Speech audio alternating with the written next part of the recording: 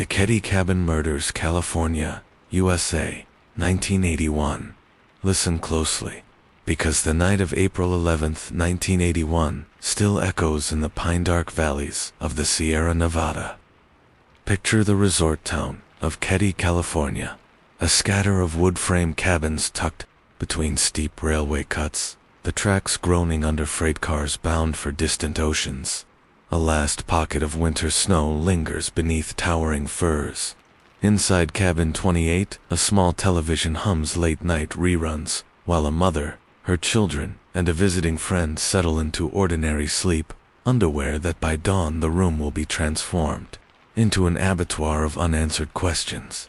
The case vaults from rural obscurity to front-page horror. Sue Sharp, her teenage son John, his best friend Dana, and Sue's 12-year-old daughter Tina vanish into blood and silence.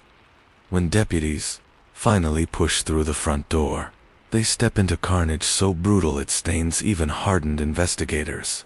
Yet fingerprints smudge into confusion, evidence bags never seal, and whispers of police corruption follow every hint of motive. 40-plus years later, the killings remain a riddle, a tangle of lost leads and haunted memories. Our story will not claim to solve the mystery. Instead, in 8 relentless chapters, it will drag you through the snow-muffled streets of Keddie, across interrogation rooms that smell of stale coffee and fear, and deep into the psychology of a community left staring at its own capacity for violence. It will paint the night in flickering flashlight beams, let you taste copper on the air, and remind you that sometimes the scariest monsters wear familiar faces and lock their secrets behind badge pins and cabin doors. Turn down the lights, draw the curtains, and follow each word as though it were a footprint in fresh snow. Keep your imagination close and your certainty closer. You will need both in these woods. Chapter 1, The Last Night in Cabin 28. The train horn shivers across Keddie at 11:37 p.m., rattling window panes in the cramped, Sharp household. Sue Sharp, 36, recently divorced, still adjusting, 2 single-mother exhaustion pads, barefoot to the kitchenette, pours a mug of instant coffee, and gazes out at the twin rails glinting beneath moonlit frost. The Sharp family has been in Keddie scarcely a year, renting this outdated cabin for $95 a month. It isn't much warped flooring, a thin front door, insulation so poor you can hear pine needles land on the roof, but for Sue, it's a foothold, a promise of stability after years of drifting.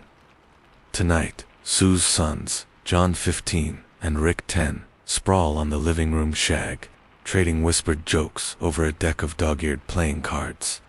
Sue's daughter Sheila, 14, has already walked next door to sleep over with the Seabolt girls, and 12-year-old Tina sits cross-legged by the snowy picture window, doodling hearts on her peachy folder.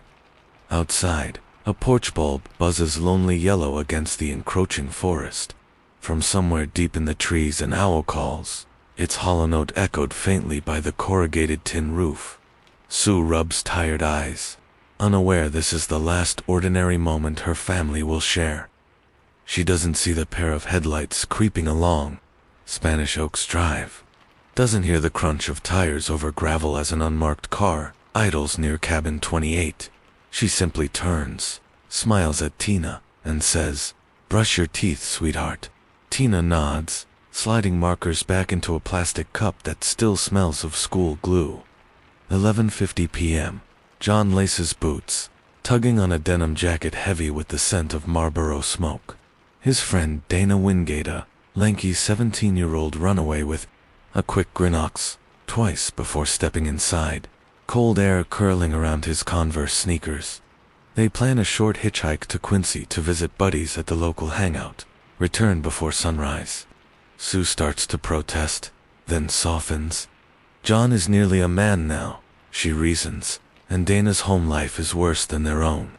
She extracts a promise: no drinking, no fights, back by 2. The boys grin, salute with adolescent bravado, and vanish into moonlit chill. Wind rises, rattling brittle pine needles like rain of splinters. In the kitchen, Sue scribbles a grocery list: beans, powdered milk, maybe a single treat if Friday's paycheck stretches. She doesn't hear the door latch click open, doesn't see the shadow that spills across linoleum like oil. 12:15 a.m. The porch bulb flutters, dies. Rick wakes at the sofa's creak, assuming his brother has returned early, but the figure standing above him is broader. Shoulders hunched beneath an army green parka that smells of metal and sweat. A second silhouette glides behind, gloved, hand pressing a finger to unseen lips. Rick's breath catches. His yelp is stifled by calloused palm and duct tape torn with surgical precision. From her bottom bunk in the adjacent bedroom, young Tina peers through the doorway. The stranger's eyes meet hers blank, reflective like an alley cat's beneath streetlight, and something in that gaze pins her in place, heartbeat hammering. The taller intruder gestures. The smaller obeys, producing lengths of nylon cord that whisper through the air before cinching Rick's wrists and ankles. The boy kicks, whimpers. A blow lands, cracking cheekbone. Sue lunges from the kitchenette, coffee mug shattering, hot liquid spattering tile like brown blood. "Get out!" She screams, voice raw, but the intruders move with predatory calm. One swings a claw hammer. Impact erupts a wet, splitting smack. Sue staggers, eyes wide, mouth opening and closing with words that won't form. Another blow. She drops 2 knees amid ceramic shards. Blood beads, then pours, steam rising as it meets cooled coffee. The intruder with the parka crouches, whispers something in Sue's ear. Her pupils dilate. Recognition flickers. Was it a name? A threat? No one alive can say. Tape seals her lips. Cord jerks her wrists behind back. The living room transforms into a slaughter pen lit only by grimy fireplace. GLOW 12:45 a.m. Headlights. Sweet cabin walls. Jan's borrowed Chevy rumbling into the driveway. Footsteps crunch snow. Teenage laughter approaches. The intruders freeze, trade glances, then melt into shadows flanking the front door. John pushes inside. Dana at his heel. Light banter dies as they register iron temps thick in the air. Before they can react, darkness erupts into mayhem. Hammer arcs, Bowie knife flashes. John shouts, "Run!" But Dana is yanked backward, throat pressed to cold steel. Furniture overturns, lamp topples, cord spark snaps, before bulb dies. For 90 seconds the cabin is a theater of thuds, muffled screams, slicing cloth, breaking bone. Rick can only listen, gagged, hog-tied, adrenaline roaring in his ears. Tina stands in doorway, frozen, tears glistening. The attackers finish their work. 3 bodies lie tangled in blood-slick carpet. A final decision is made. One man lifts Tina's small frame limp with shock wraps coat around her, carries her through the back door into conifer darkness. Her socks leave faint tracks in powdery snow that the wind erases within minutes. Inside cabin 28. The killers remove television cords as improvised ligatures bind Sue's ankles, cross tape over John's mouth. They wipe fingerprints with macabre diligence, yet leave cigarette ash drifting like gray snowflakes onto corpses. Before leaving they draw curtains. Restart the TV at low volume. Looney Tunes, laughing softly. At 1 a.m. lock the front door. From inside, a riddle investigators will puzzle over 4 decades. Outside, the owl calls again. Chapter 2. Evidence in a cold dawn. The sun never truly rises in Keddie on April 12th. It merely bleeds a pallid gray into the pine-needled at 7:55 a.m. 14-year-old Sheila Sharp trudges the dirt path back from the Seabolt cabin, sneakers crunching frost. She yawns, still tasting pancake batter and camp stove coffee, wondering if her mom remembered to switch the TV off before. Bade, from the foot of the steps, she notices the living room drapes are tightly drawn. That's odd. Sue always lets morning light warm the walls. Sheila pushes the front door. It opens with a low sigh that leaks the copper smell of butcher shops. "Mom," she calls. Silence answers, thick and breathless. She takes one hesitant step, then another, and the whole world unravels. 3 bodies lie in a grotesque tableau. Her brother John and his best friend Dana are sprawled near the couch, wrists hog-tied with electrical cords, faces pulped almost beyond recognition. Between them lies Sue, throat carved, gag binding her mouth, a length of tape smeared crimson. A second, heavier hammer rests beside her open palm, as though she tried to grasp it in her last stunned moments. Blood webs the walls, drips from the ceiling beams, pools under mismatched furniture. For a heartbeat, Sheila's mind refuses to stitch images into meaning. Then a shriek tears loose, primal, ripping pine quiet into tatters. Mrs. Seabolt hears the cry. She races across the yard, sees Sheila crumpled on the porch, hands clawing her own cheeks. Inside, Mrs. Seabolt glimpses the nightmare and yanks Sheila back outside, slamming the door. "Stay here, honey."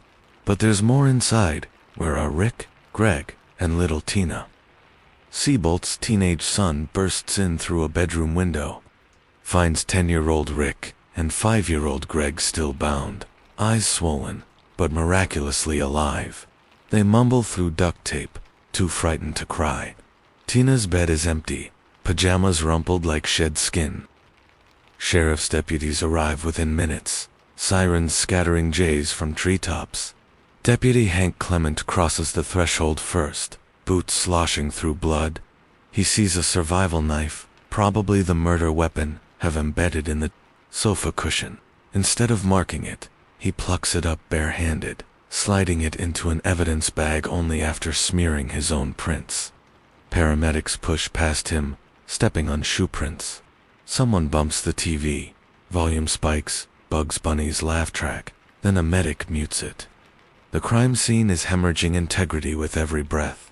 Outside, word spreads through the dusty resort. Park. 3 dead in cabin 28. Curious neighbors drift too close, peering through windows, leaving boot tracks across potential evidence. One by one, deputies usher them back too late. Photographs will later show cigarette butts ground in 2. Blood, boot prints, overlapping suspects, trails. In the confusion, no one notices that Rick blurts a fragment over the paramedic's shoulder. 2 men. Green jacket, black mustache, before he's loaded into an ambulance. The quote never makes it into the official report. Sheriff Doug Thomas finally arrives, jaw clenched. He surveys the chaos, barking orders to rope off the cabin, to start a grid search for Tina. Yet when the coroner hours away and Quincy asks whether to secure bodies in place, Thomas shrugs, waving them out. The Sierra County pathologist will later find the victim's temperatures useless for time of death. Heat from the wood stove and paramedic lights already altered core readings. Tina remains priority 1. Deputies fanned through pine groves, scanning for footprints or dropped pajamas. Bloodhound Princess bays at a scent trail leading north along the railroad. But before she passes the switching yard, Deputy Clement yanks her leash, claiming the snow is too patchy. The dog whines, pulls. He forces her into the cruiser. The trail, and perhaps Tina's last hope, dissolves into melting drifts. Back at the cabin, investigators at last notice the telephone has been ripped from its wall jack, the cord sliced, handset missing. Curtains are tied from inside. A partial shoeprint Vibram-soled work boot. Size 10.5 stamps the blood pool. A second, smaller print overlays it. Sneaker waffle pattern, likely John's, indicating a struggle. On a side table rests a Benton cigarette pack. Sue was a non-smoker. Ash dusts the carpet near a half-empty beer can brand generic, sold only at Keddie's store. Each clue seems promising, yet each is handled by bare hands, logged hours out of sequence, or simply filed and forgotten. 3 p.m., State Homicide Detective Frank Stokes arrives from Sacramental, tall, laconic reputation for methodical patience. He freezes at the threshold, sniffing. Who cleaned? He asks. Deputy Clement flushes but offers no answer. Stokes orders everyone out, takes the first proper photographs of strewn bodies, but damage is done. Still, his Polaroids capture ghastly details later, crucial to timeline. Sue's fingers clutching a tuft of blonde hair. Dana's right shoe missing. Ligatures, fashioned from medical tape, unique to Quincy Hospital Supply. Stokes interviews Rick and Greg at Quincy. Greg cannot recall more than scary men. Monsters took Tina. Rick, sedated, murmurs of waking to strange voices. His brother John's shouting. A scream he thinks was Tina's. He describes one intruder with black hair, thick glasses, another clean-shaven, army coat. When Stokes presses for details, a nurse interrupts Rick's pulse, is spiking and shoos him out. Meanwhile, townsfolk gossip in hushed clusters by the cabins. Whispers bloom. Maybe Sue was seeing the wrong man. Maybe John owed drug money. Maybe local lawmen know the killers. One name surfaces again and again. Marty Smart, Vietnam veteran with a temper, who lives only 2 cabins away. Marty recently fought with Sue over her advising his wife to leave him. He owns a green army coat. Witnesses saw him burning bloody clothes in a backyard stove the morning after the murders. Deputies question him briefly. Marty claims he and friend Bo boobied, were at a bar until 2 a.m., returned, saw nothing. Polygraph inconclusive. He is released. That night, Sheila Sharp sits under hospital fluorescents, recounting every moment of the previous evening to Stokes. When he asks why she hadn't returned home sooner, guilt twists her voice. Mom always told me to stay out all night, rather than wake the little ones. Stokes notes the pang in her expression, the way she hugs arms tight to quell shivers. He wonders how much 15 minutes one way or the other would have changed. April 13th, 48 hours gone. Snowmelt surges down ravines, carrying pine needles and secrets into the Feather River. A flyover search yields nothing. Sheriff Thomas issues an APB for missing Tina, offering a $2,500 reward. Reporters to send Sacramento Bee, Reno Gazette snapping photos of the taped-off cabin.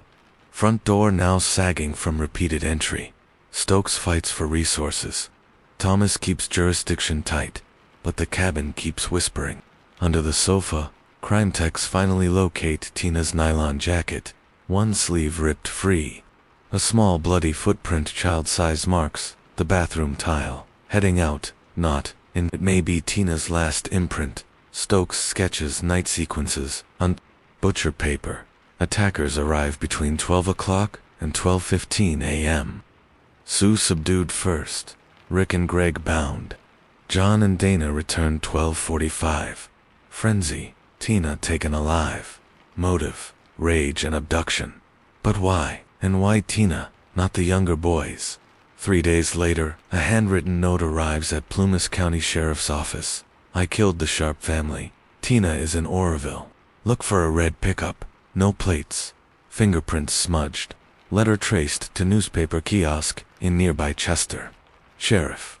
Thomas refuses to release content, fearing copycats. Stokes fumes. Rumor, seesaws between local revenge and stranger passing through. Only certainty.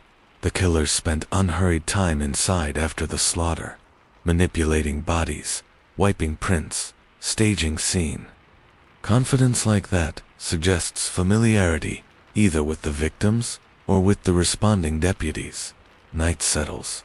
Over Keddie Cabin 28 sits dark, possessions still strewn under state-issued tarps. Pine branches scrape its roof. Snowmelt drips like a slow clock. Inside, blood dulls to sticky rust. Somewhere beyond the tree line, coyotes yip, carrying a child's scream disguised as laughter. The case file grows thicker while answers grow thin. And Tina Sharp small, gentle Tina remains a thread pulled into the forest, unspooling toward a horror yet unseen. Chapter 3, Echoes lost in pine and steel. The Feather River Canyon is a natural amplifier. Freight horns rebound off granite walls. Chainsaws from distant logging camps float on morning air like phantoms. After the slayings, that canyon soundscape shifts. Every echo feels suspicious, like it's carrying a hidden voice begging to be decoded. And high among those ridges, a girl's name drifts whenever wind threads the treetops. Tiana. The search grid. At first light, on April 14th, the Plumas County Search and Rescue Unit fans through the forest in concentric wedges. Park rangers plot waypoints on acetate maps, creek beds, mine shafts, the abandoned Hambly Mills logging spur. They deploy 3 bloodhounds, Princess, Duke, and Charlie each, wearing wool jackets against lingering winter chill. Princess catches Tina's scent from the jacket found under the sharp sofa, nose low. She leads handlers along the old rail alignment skirting Spanish Creek. After a mile, the track ducks into a blast-cut tunnel.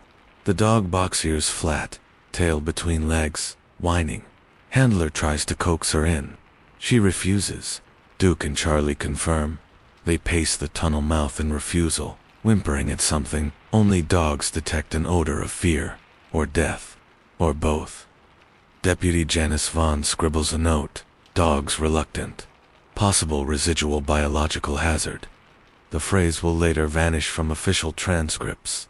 So, too, will the fact that miners dynamited that tunnel in the 50s to hide illegal dynamite caches galleries of soft, collapsing rubble, perfect for burying secrets. Interrogations in Quincy, while boots churn mud in the canyon. Detective Frank Stokes sets up a temporary command post in a Quincy motel conference room. Thin walls hum with vending machine buzz and the thump of logging crews bedding down after swing shift. Stokes pins 2 Polaroids to a corkboard. Marty Smart, -32. Vietnam combat engineer. PTSD rumors, black mustache. Known for violent jealousy. John Bo Boobied, 50. Small-time Chicago fixer, recent parole for armed robbery. Roommate of Smart for only 3 weeks. Stokes interviews Marty first. The veteran sits stiff, nicotine stains on fingers, eyes red-rimmed, but unfocused.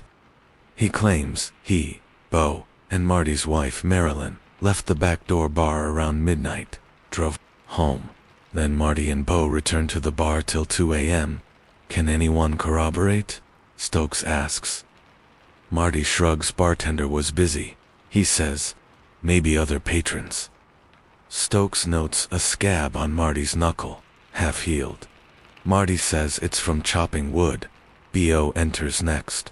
Slick hair, crooked grin, hands shoved too deep into pockets.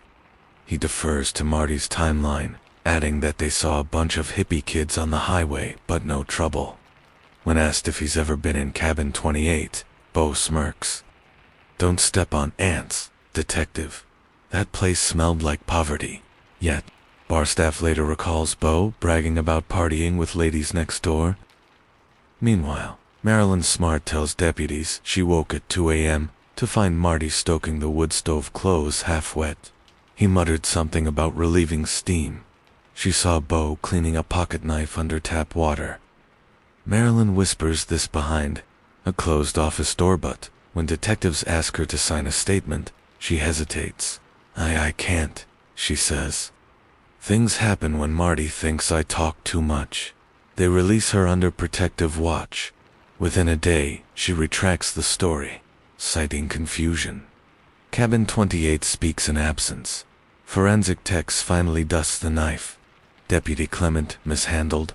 Under the officer's own prints, they find 3 unidentified latents, partial, but strong.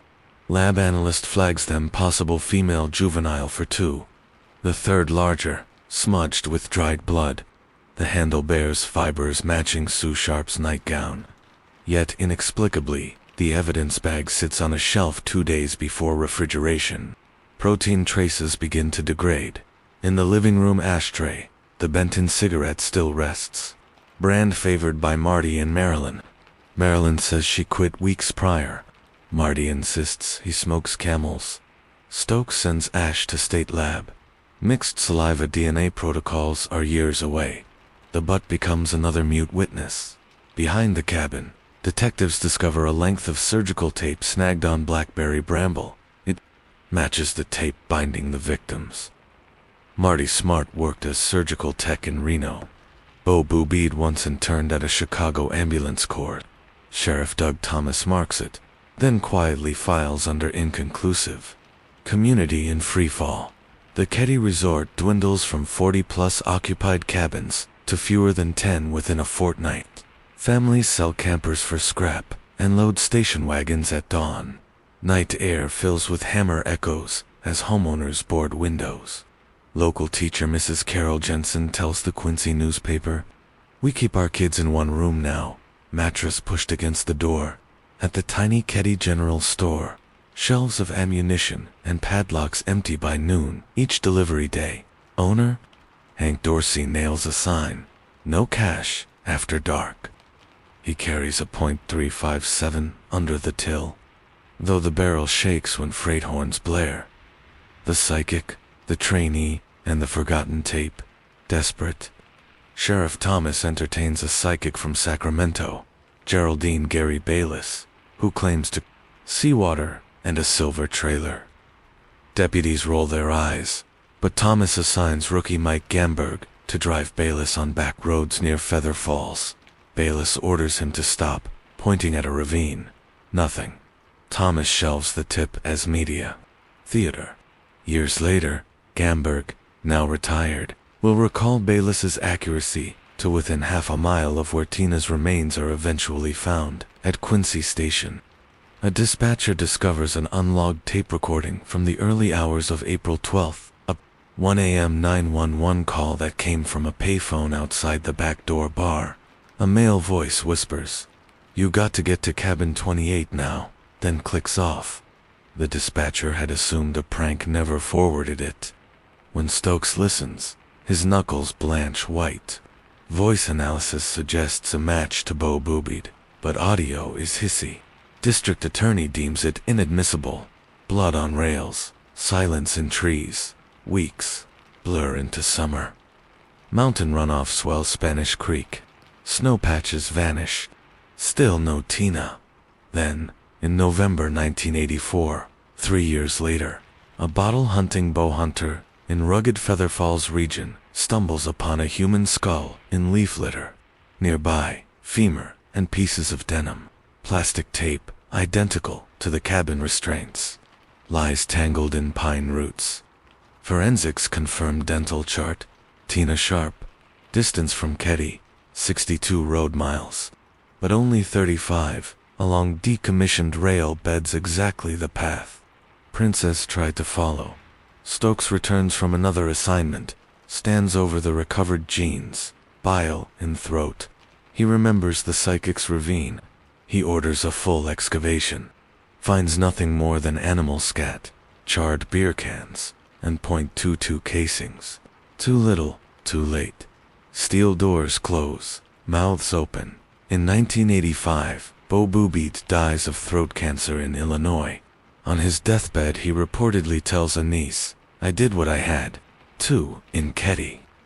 The niece later tries to relay this to Plumas deputies. Records list the tip lost. Marty Smart drifts to Oregon, works salvage yards.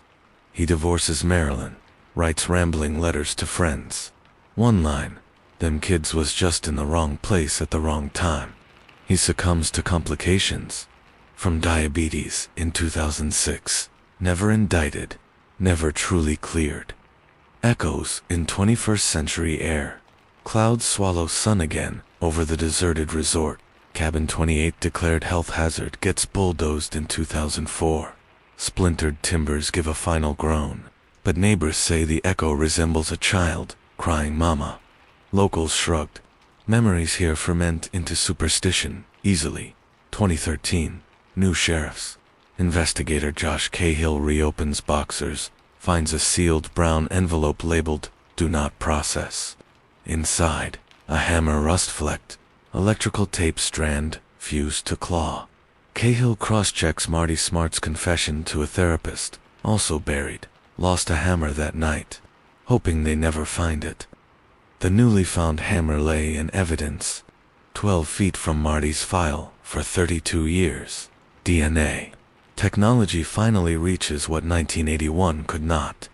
Touch DNA on the tape links to Tino, proof she left the cabin alive.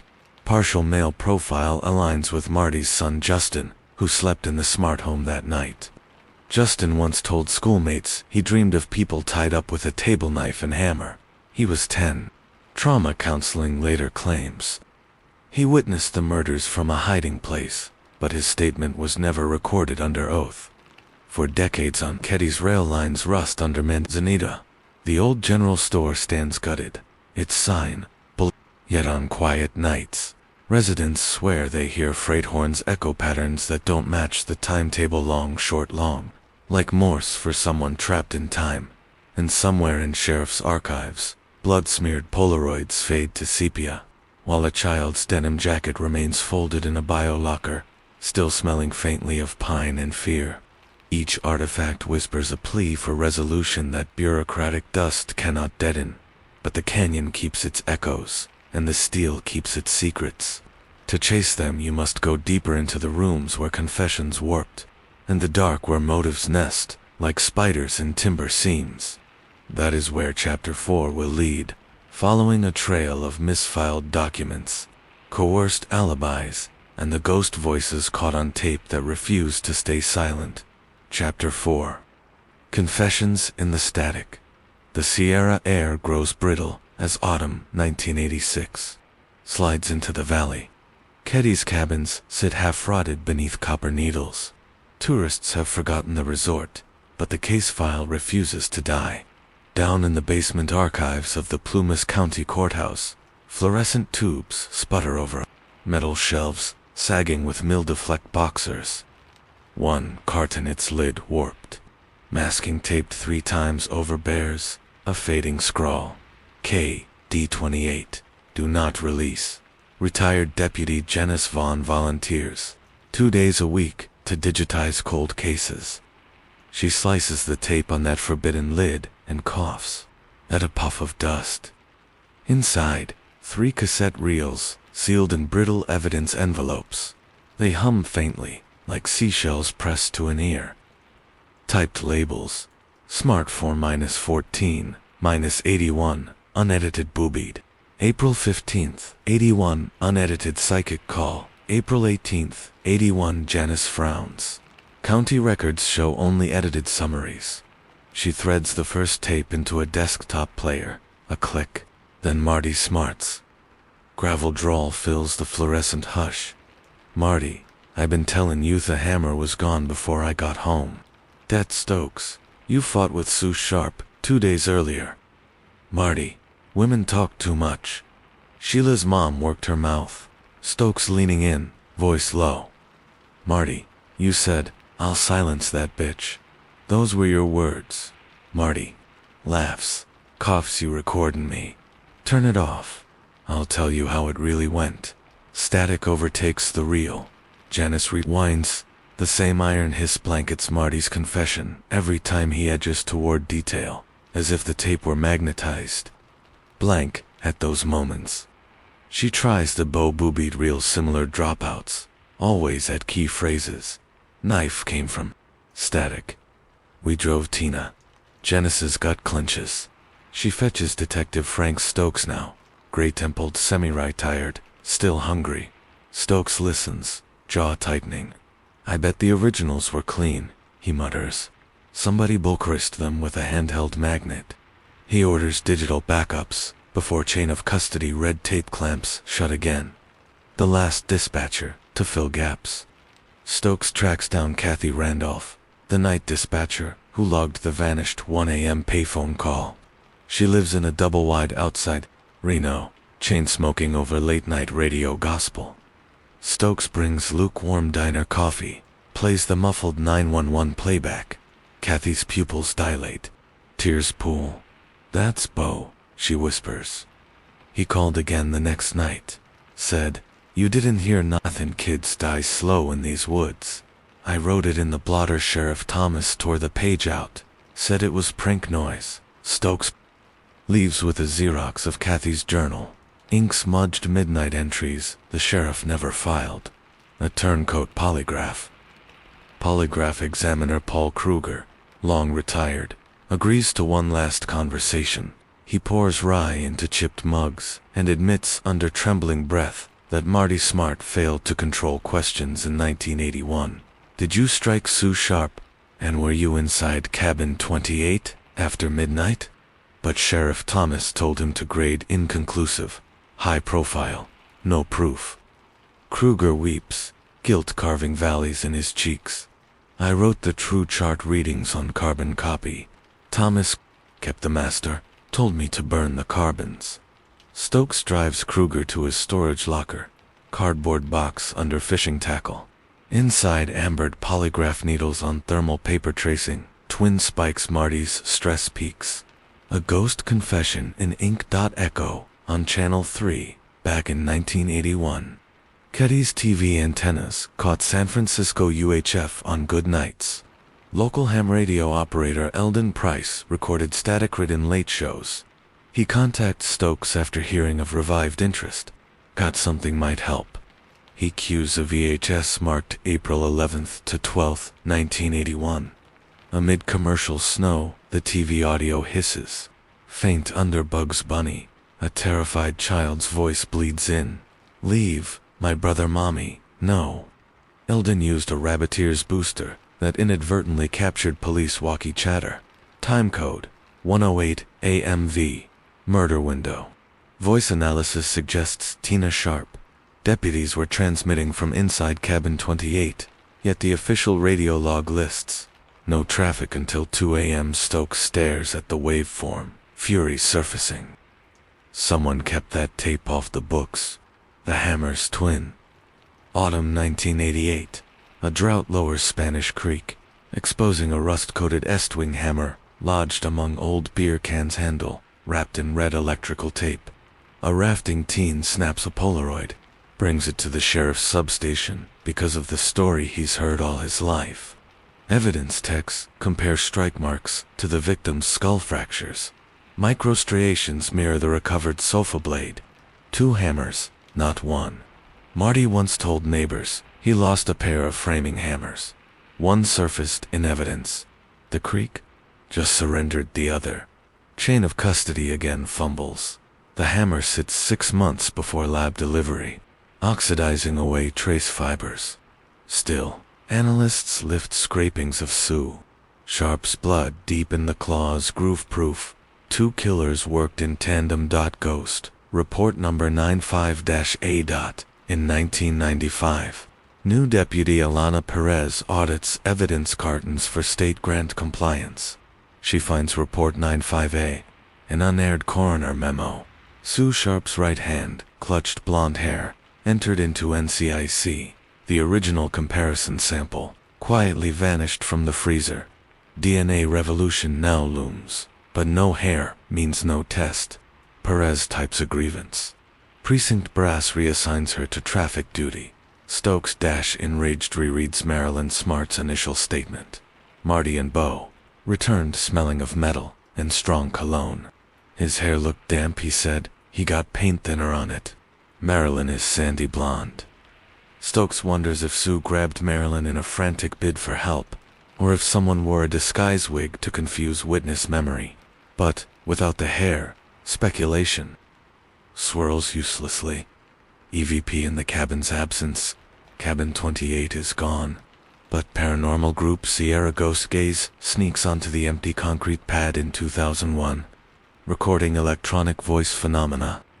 They capture an EVP warbling, childlike "He took me where trains don't go," followed by a rumble. Skeptics dismiss it, yet the phrase matches an unsolved 1984 graffiti tag under Feather Falls trestle. No train, no track, just night TS. The Thermidor letter. In 2008, decades after leaving Plumas, Marilyn Smart dies in Tennessee of ovarian cancer. Among her effects, a lawyer discovers a sealed envelope labeled Thermidor for Frank Stokes, if I pass. Inside, a single page in trembling script. He said they'd pin it on drug kids. He said the sheriff owes him from Nam. I saw the green coat in the stove. Tina wasn't breathing when they carried her out. No signature. Yet Thermidor was Marty's code name for nightmares. He scrawled in VA journals heat sores. Tunnels collapse. Comrades scream. Marilyn knew the horror word intimately. The note rings true. The ultimate static. Winter 2013. Retired, but restless. Stokes and former rookie Mike Gamberg sit in a cluttered shed behind Gamberg's property. Old tape reels, spooled to a digital converter. They feed the psychic call tape through high-gain filters.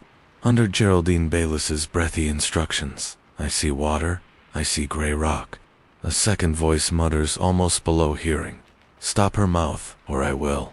Spectral analysis pegs it at 100 Hz adult male. Emotive rage. It isn't the psychic. It matches timbre samples of Marty Smart. Gamberg exhales cigarette smoke. All those years, the killer sat in the room while the cops chased ghosts. The evidence mountain is taller than ever. Tapes, polygraph spines, forgotten hammers, whispered graffito, yet prosecution remains a mirage. Prime suspects dead, statute fog thick, chain of custody maimed. Still, Stokes feels the case, breathing heavy, lung shot, but alive. He pins a fresh headline on the corkboard. DNA Cold Case Unit, funded 2014. Touch DNA from Sue's nightgown ligature. From that second hammer. From adhesive on Tina's jacket, maybe modern science can do what 1981 politics stifled. Outside, a freight horn moans. The sound reverbs off canyon walls in that familiar long. Stokes steps onto the porch, tape reel hissing in his hand. Snow whispers on cedar branches, and for a fleeting second, he thinks he hears a girl's voice writing static. Find my other shoe. He turns back into the amber light, determined to follow. Even flickers until the dark no longer echoes unanswered. Chapter 5. Paper Trails and Bone Dust. The Sierra winter of 2015 arrives early, dropping a thick quilt of snow that hushes everything except the low moan of wind through the canyon. Keddie is little more than a ghost suburb. No rail ties warped, cabins sagging like loose teeth. But inside the Plumas County evidence vault, the Keddie file has never been louder. Detective Frank Stokes and investigator Mike Gamberg spend Christmas week in white Tyvek suits, sorting boxes beneath buzzing UV lamps. Their breath mists in the refrigerated room as they photograph, rebag, and swab every artifact long ignored. Ligature tapes, surgical tape fragments, the forgotten hammerheads, Tina's jacket sleeve. Modern kits can coax skin cells from surfaces once thought sterile, and the two men work with careful reverences. If each cotton swab might have to testify in court by itself. Microcuts and micro-probabilities at the California DOJ Forensic Lab in Richmond. DNA analyst Dr. Lee Anand slides the sharp evidence under a Leica microscope. She zooms on Sue's nightgown gag. Tiny red flecks dot the adhesive residue. She lifts them with an enzyme soak, centrifuges, then feeds them into a next-gen sequencer.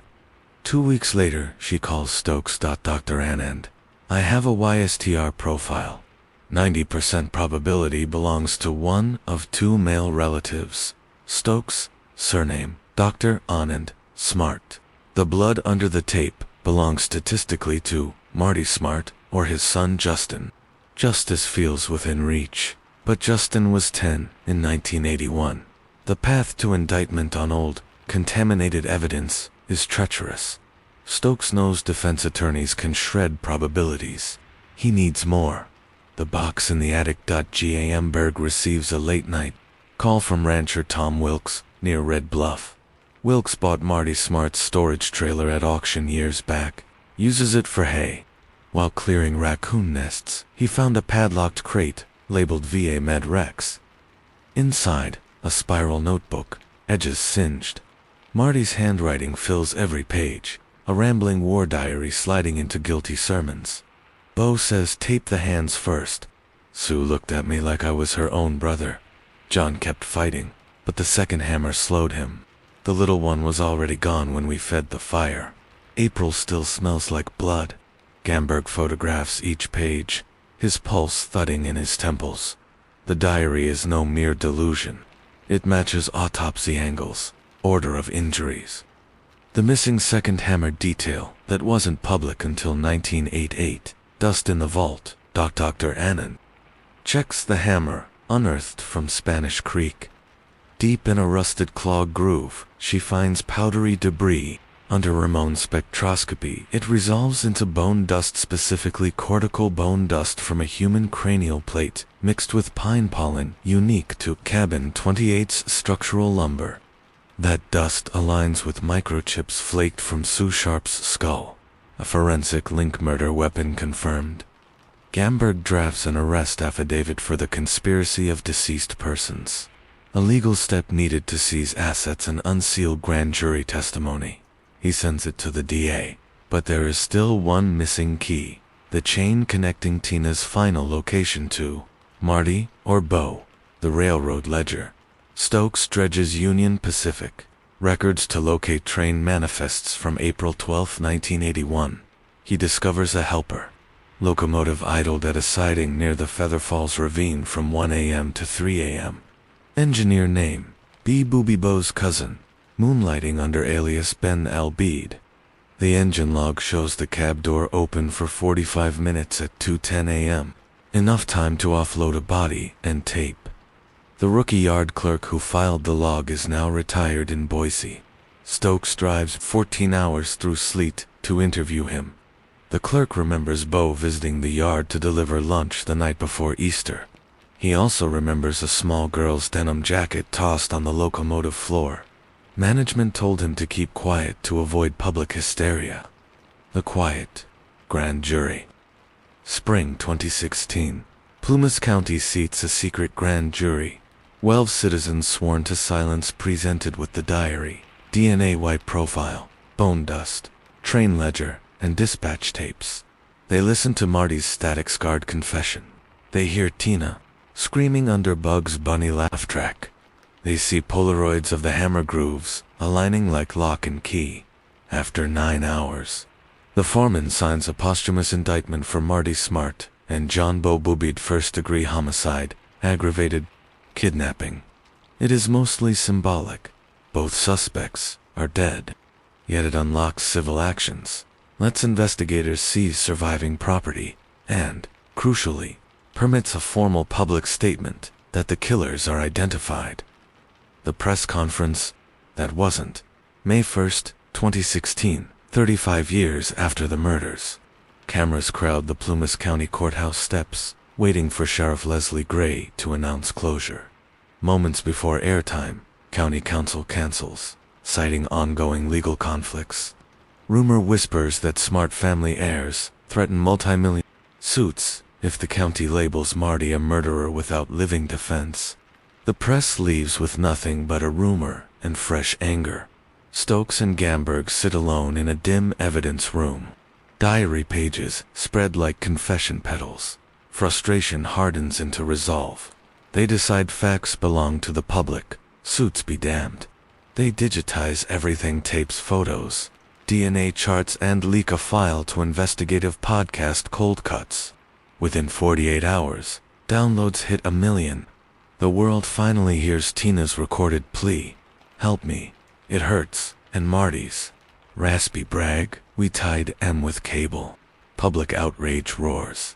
The Smart family withdraws the lawsuit threat. Their lawyer says, "We won't defend the indefensible." The sheriff schedules a new conference, this time with Stokes and Gamberg flanking her. She names Marty and Bo as primary perpetrators, Justin Smart as witness under duress, and acknowledges investigative failings of prior leadership. She asks forgiveness of a community hollowed by decades of fear. Bone dust to ashes. With official closure, Tina Sharp's partial remains are interred beside her mother and brother, under a marble marker etched with pine branches. Sheila Sharp now, a grandmother, stands before it trembling. She thanks Stokes, places a small porcelain owl at the base, and whispers, "I heard you." Rick, grown and weathered by survivor's guilt, presses a letter into Stokes's hand. Tell the kids to keep shining flashlights in the dark. Monsters hate bright things. The cabin that still breathes. Keddie's resort remains derelict. Cabin numbers long scraped away, but squatters insist they still hear hammering inside. The empty lot 28 footprint. Paranormal teams capture thermal spikes and faint voices, repeating to hammers. To hammers. The county debates turning the land into a memorial park, benches, interpretive plaques, a quiet walking path edging Spanish Creek. Yet Gamber, sipping coffee by the overgrown railbed, feels unsettled. Closure isn't quite peace. Too many officials erased evidence. Too many years hid truth. He files a final petition. Criminal negligence charges against the retired sheriff and 2 deputies for obstruction. The DA declines their frail evidence circumstantial. The decision tastes metallic on Gamberg's tongue like a knife edge never sheathed. Snow dissipates into spring mud, and violets poke through cinders where cabin 28 once stood. Children bike the dirt lanes again, tires kicking up ghosts of dust. Some locals smile easier now, yet every freight whistle across Feather River Canyon still sounds like a warning. Truths can be buried in tunnels, erased on tapes, dissolved in bone dust, but echoes survive. And echoes, once mapped, can lead straight back to hands that swung hammers in the dark. Chapter 6 will trace those echoes outward to families grappling with inherited shame. 2 detectives haunted by near misses, and to one final piece of forensic evidence that might, at last, silence the canyon's long lament. Chapter 6. Reverberations.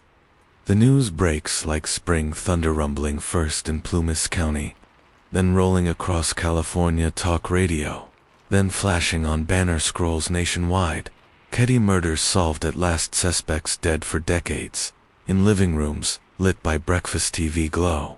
Anchors recite details once too grisly for air. Children, bound, throats slit, a daughter carried into the pines. Viewers wince, sip coffee, and wonder aloud how a mystery so cold could suddenly burn this hot. Shockwaves through bloodlines.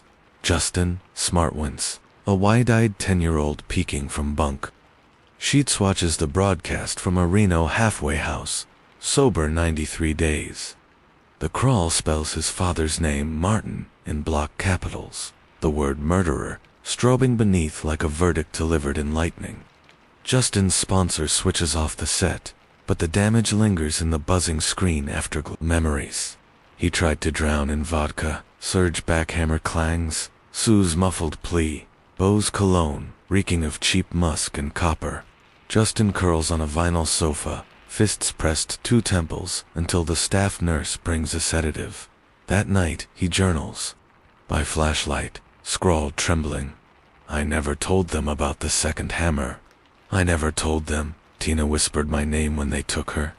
He signs the page, folds it into an AA big book, and wonders if confession will ever feel like absolution. Across the country in Joliet, Beau Boobied's niece Miranda receives death threats via social media, strangers calling her spawn of a butcher. She's never set foot in California, but family stains travel like smoke. She packs the attic, photographs Beau in zoot suit swagger, Beau beaming at a backyard barbecue, a cardboard box, and drives them to a landfill. The camera flash smiles turn to ash under bulldozer blades, echoes in public memory, podcasters. Documentarians and late-night hosts descend on Keddie like prospectors chasing gold in black dirt. They pose by the flattened pad where cabin 28 once stood, holding boom mics toward chirping crickets, hoping for an EVP cameo. Local barflies charge $20 to retell half-remembered gossip. Marty drinking himself vicious, Beau flashing mob money. Travelers tuck Polaroids of the empty lot under windshield visors, souvenirs of a terror they never felt. But not everyone profits from the revival. Sheila Sharp, now a hospice nurse in Ukiah, turns off her phone for weeks. She takes double night shifts, tending to patients whose final breaths rattle like wind between pines. In quiet corridors, she hears her mother's coffee cup shatter again. Hears Dana's sneakers squeak, seconds before the hammer swings. She promises each fading patient soft passage, a dignity her own family never had. The reporter who won't let go. Freelance. Investigative journalist Quinn Mallory arrives in town with a battered Nikon and a hunger for angles mainstream media missed. He combs courthouse attics, photographs every coffee-stained memo. One cardboard bundle bears a stray note, PHOTO Pack 81-12, not for release. Inside, undeveloped negatives sealed in light-tight envelopes. The tag, Keddie, Crime Scene. C. Mallory convinces the county archivist to let him process the film at a Sacramento darkroom. In the amber slurry, images bloom, cluttered living room, blood spray arcs, Sue's faint grip on a clump of blonde. Hair photograph clarity better than any Polaroid previously shown. Yet something new emerges. Over Sue's left shoulder on the wall. A jagged hole, the size of a quarter, edges bright fresh pine splinters. Mallory enlarges it. In the hole, a glint of metal. He drives to Gamberg's ranch at midnight. Photos. Fluttering. Gamberg curses softly. He's combed that room 100 times. But the wall panel beside the fireplace had been replaced in '82 during asbestos abatement. No one thought to keep the lumber. Gamberg and Stokes meet at first light, with a crowbar and headlamp, prying panel off the storage shed where the boards were stacked. Dust mushrooms, mice, skitter. They find the correct plank by matching knot patterns.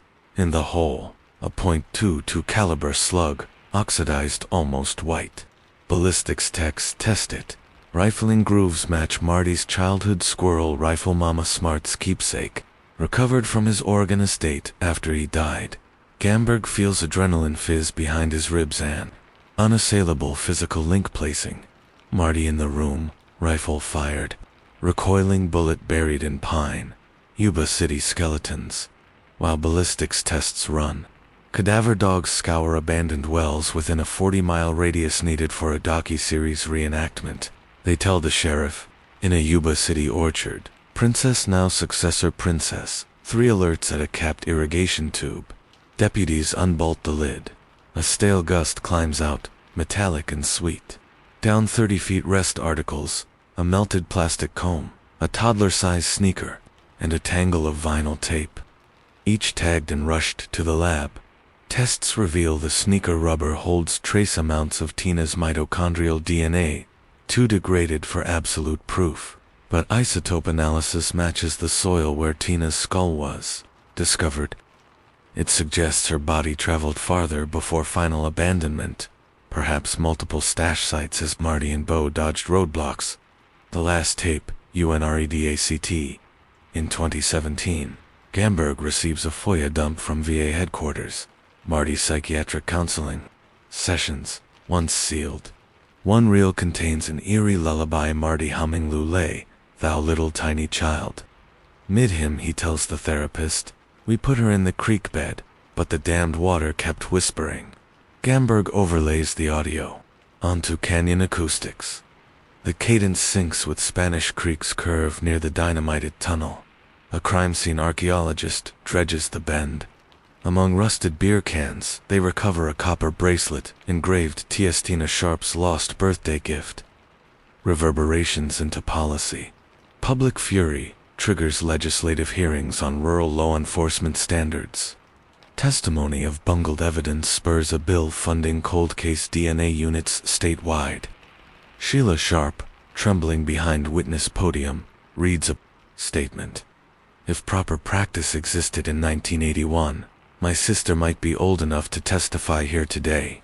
She receives a standing ovation that leaves her sobbing in the hallway afterward. Snow melts.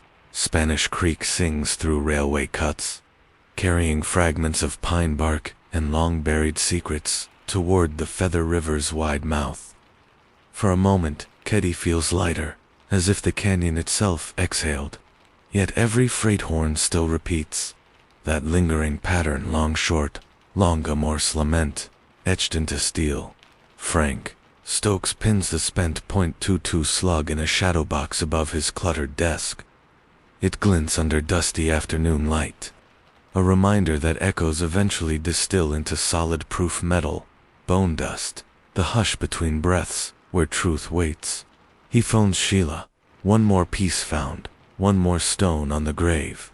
She thanks him, voice small, carries her grandchildren to the porch, and together they listen to the rails hum a lullaby, older than their grief. But echoes seldom fade entirely. Chapter 7 will press deeper into the psyches left standing, how trauma grafts itself onto new generations, how justice's glow can sting as much as heal, and how a single unanswered question carved into pine may still have one last ghost, whispered, answer. Chapter 7. Inheritance of Shadows. Grief does not die with the guilty. It molts, slipping into new skins each generation. In the years after the grand jury revelation, the Keddie murders become a case study in every criminal justice seminar from Berkeley to Quantico. But for the people who actually walked Cabin 28's blood-slick floorboards, Zorhid, beneath them fame brings only fresh splinters. Survivors in parallel. Rick Sharp lives in a one-bedroom in Reading, curtains always drawn. He works graveyard shift as a grocery warehouse picker, earbuds pumping white noise so the shriek of forklift backup alarms can't ignite flashbacks. Therapists tell him exposure therapy might help, but the only exposure he tolerates is his weekly boxing class, where each jab lands on a leather bag that smells reassuringly of sweat, not iron. When press request interviews, Rick answers with silence. Once, a true crime vlogger corners him in a parking lot, camera light blinding. Rick's knuckles crack against the lens, shattering equipment and breaking two of his own fingers. He drives to the ER muttering, "No free rides on our pain." The vlogger sues. Sheila pays the settlement from podcast donation funds, telling Rick, "Your scars aren't public property." Across the state, Justin Smart files for legal name change, choosing his late grandmother's maiden name, Hollis. He applies to welding school, finding solace in bright arcs of molten metal that drown out memory. Yet nightmares still slip beneath his welding hood. A hammer rises. Sue's eyes widen. Bo's cologne mingles with seared pine. During mock certification, he freezes mid-bead, torch sputtering, and hears his father's voice. 2 swings finish. Quicker.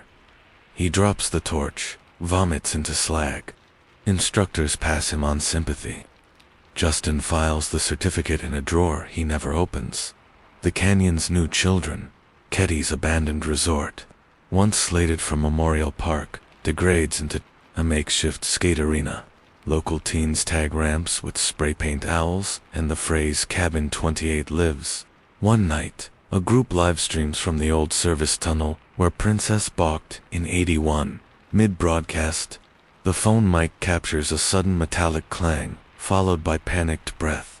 The teens bolt, claiming they saw a tall man with a hammer. Headlamp. Viewers spike the clip. Viral. Hashtags explode. County workers weld the tunnel mouth shut the next morning. The incident rekindles debate. Should the land be sanctified or demolished? Sheila votes sanctify. Rick votes bulldoze. The board postpones the decision again. Gamberg sighs. Even in death, Marty controls the conversation.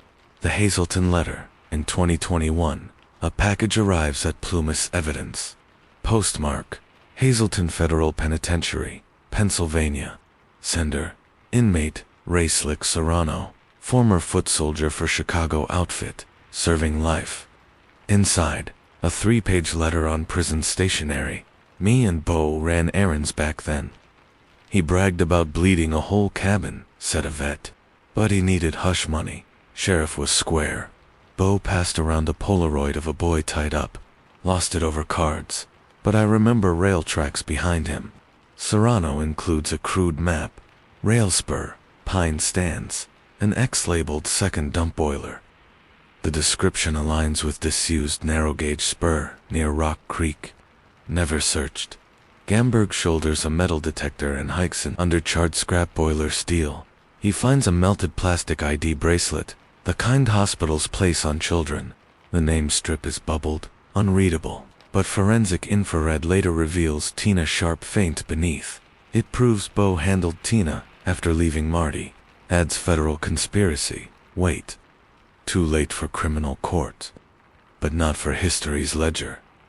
Echoes in DNA. California Doge reruns partial profiles using YSTR familial triangulation 2023 algorithm. A minute contaminant from Sue's fingernail, once considered useless now, delivers a 97.2% match to Bo Boobie's half-brother, still living in Joliet. The result corroborates Serrano's claims to Hammer's two bloodlines. Sheila receives the lab email while folding hospice linens. She stares at the screen until letters swim. Closure once felt like a door. Now it's a revolving window, pass revealing another face of complicity. The burden of proof, and the proof of burden. Civil.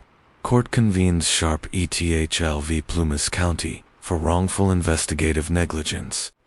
Testimony layers in. Destroyed tapes, forged polygraph charts.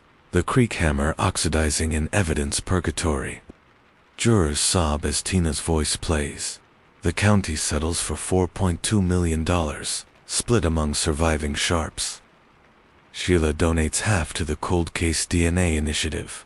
Rick invests his in a boxing gym scholarship for at-risk youth kids, who remind him of a 15-year-old John Sharp yawning in denim before a midnight hitchhike. Gamberg retires fully. Stokes suffers a minor stroke, speech slurring but eyes still hawk-sharp. On his porch, he tells a reporter, "Justice is math. Trauma is poetry. We solved the math. The poetry lingers, carving memory in cedar." Finally, the county green-lights the memorial. Carpentry students from Quincy High Mill. A curved cedar bench for each victim, oiling the planks until grain swirls like reddish smoke. They plant for sugar pines where Cabin 28 once rose, one for Sue, one for John, one for Dana, one for Tina, and set a small brass plaque. Let the trees grow tall where their voices were silenced, and let every freight horn remind us, truth, though slow, will come. Opening day draws a crowd of 200 survivors, podcasters, bikers, ex-deputies, who swallowed guilt 35 years. Sheila reads a poem. Rick stays on the crowd's fringe, fists jammed in hoodie. When the local pastor calls for a moment of silence, the scuff and click of distant rails drifts down canyon. Long, short, long, a chill ripples. Many clasp hands. Afterward, a small girl, hair in pigtails, wearing a future scientist t-shirt, asks, "Sheila, why people cry at trees?" Sheila kneels, voice soft, because trees remember, and they don't forget on purpose like people do. The girl nods, touches the bark, and says she'll remember too. A last reverberation. Late that night, wind rifles the pine needles. Gamberg, restless, returns alone.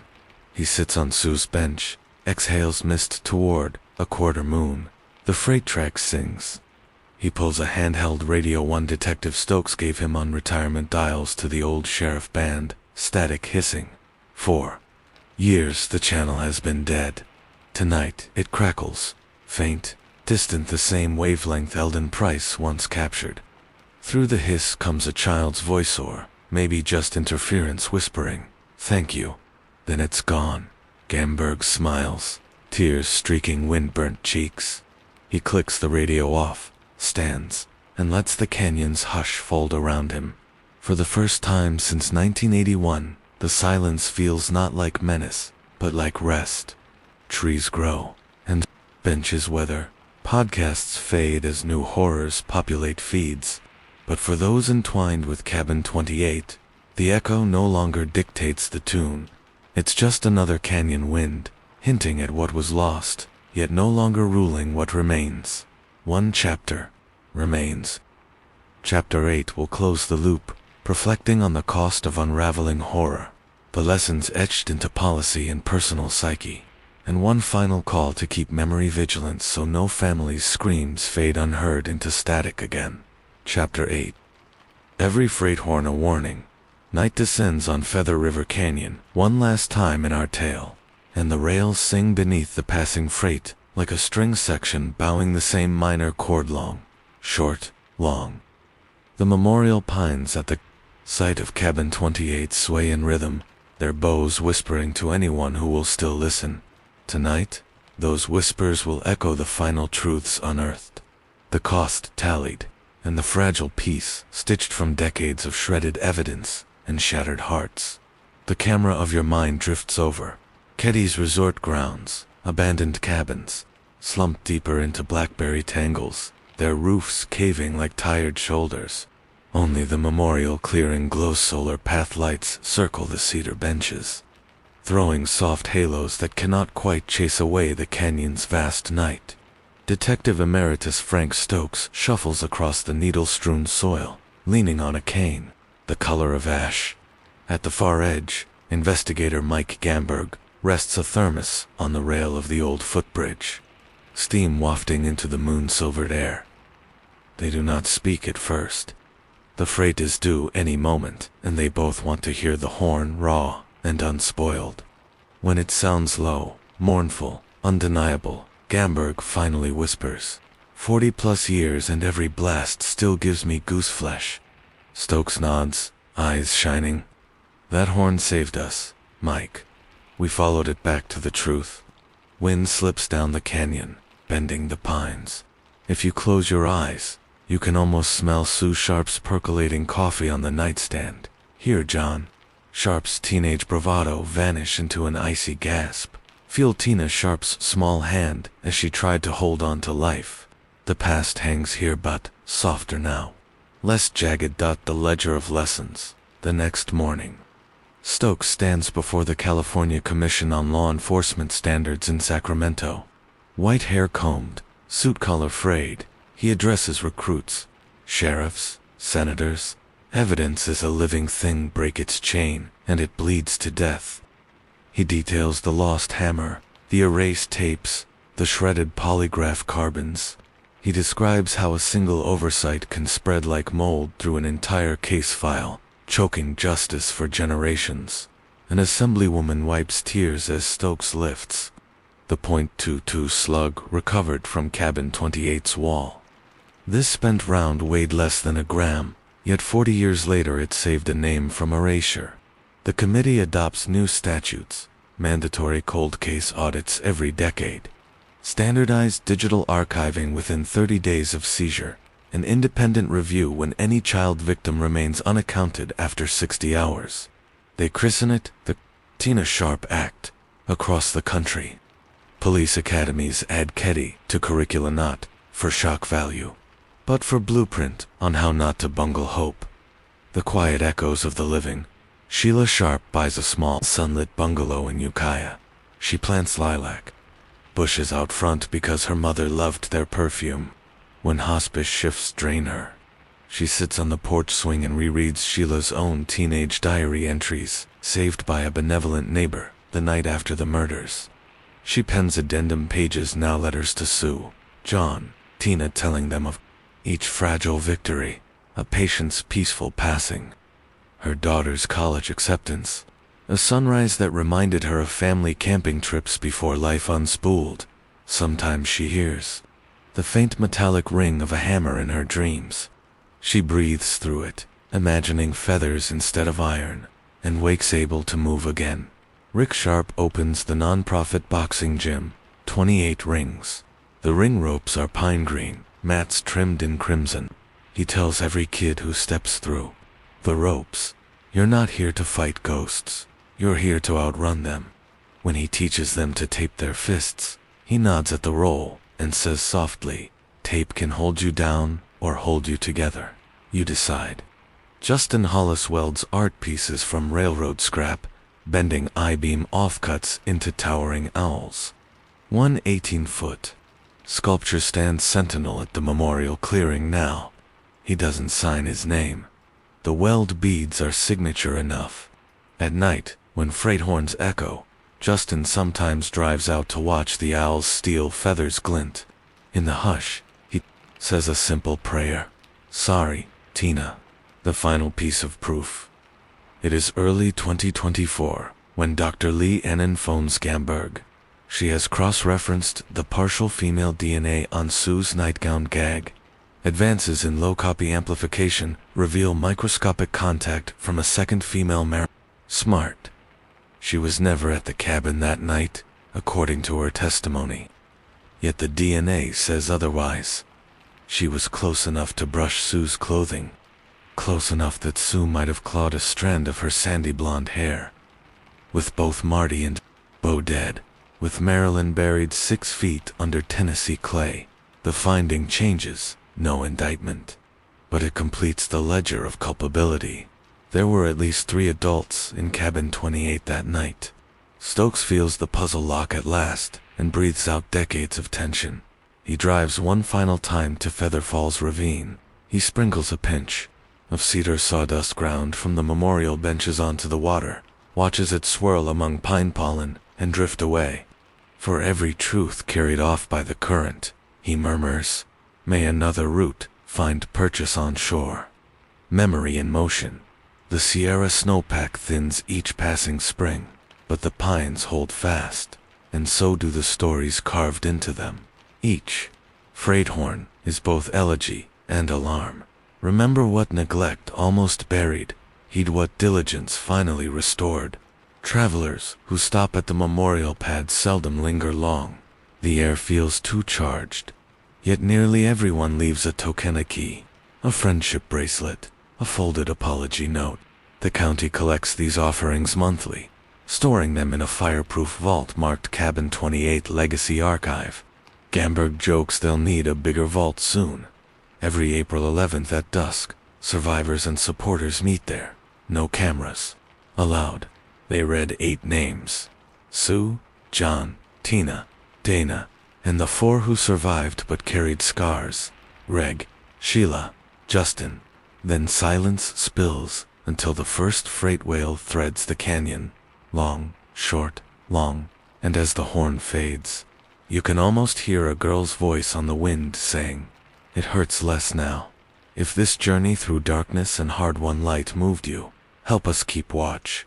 Subscribe to Crazy Real Horror Stories for more true tales that demand the flashlight of truth, because some echoes still wait in distant rooms, hoping someone will listen.